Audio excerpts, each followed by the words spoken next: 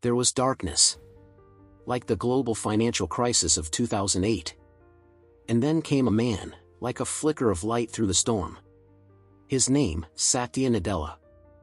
A quiet boy from Hyderabad, who rose to lead the most powerful tech empire in the world. But this isn't just a success story. It's a journey of pain, purpose, and redemption. Childhood. Satya Nadella was born on August 19, 1967, in Hyderabad, India. His father was a respected IAS officer. His mother, a Sanskrit lecturer. From a young age, Satya was obsessed with cricket.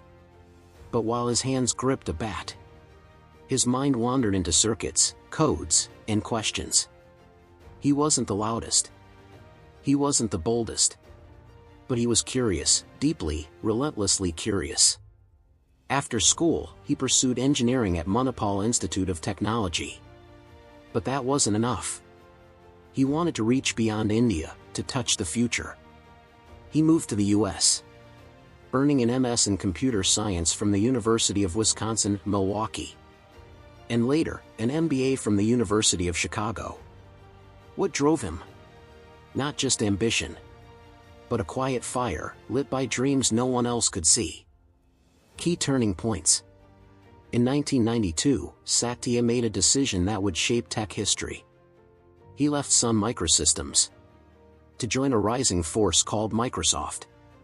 At Microsoft, he was an unknown face, one among thousands. But he rose, slowly, steadily, like a tide you don't notice until it's everywhere. From 1999 to 2011, he led critical projects: Visual Studio, Bing, Xbox Live. And then came his big move, leading Microsoft's Cloud and Enterprise Group. Here, he laid the foundation for Microsoft Azure. A turning point not just for Satya, but for Microsoft's future.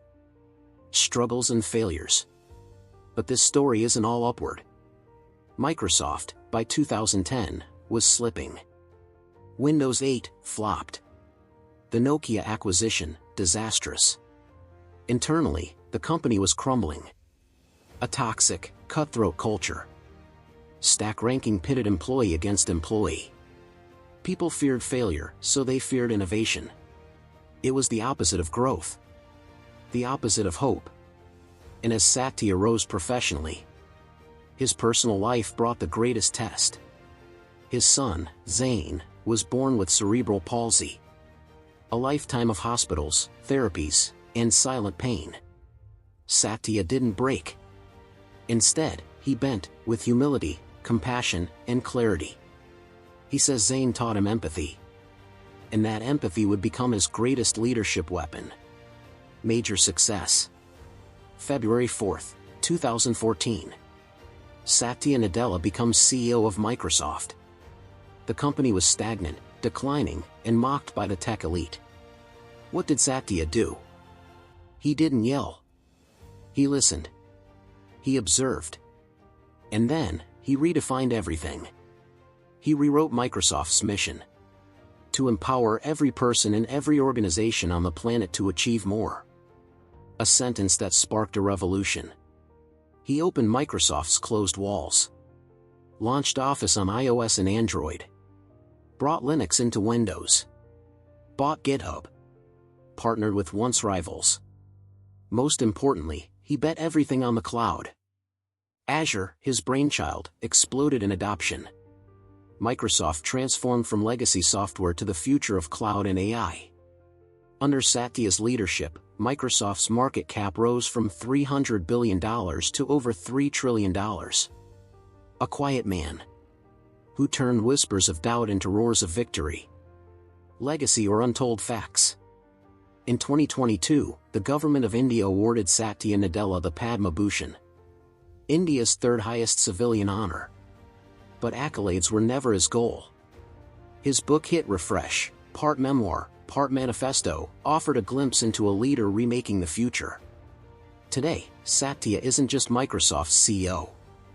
He's a global voice in artificial intelligence, digital ethics, and inclusive innovation.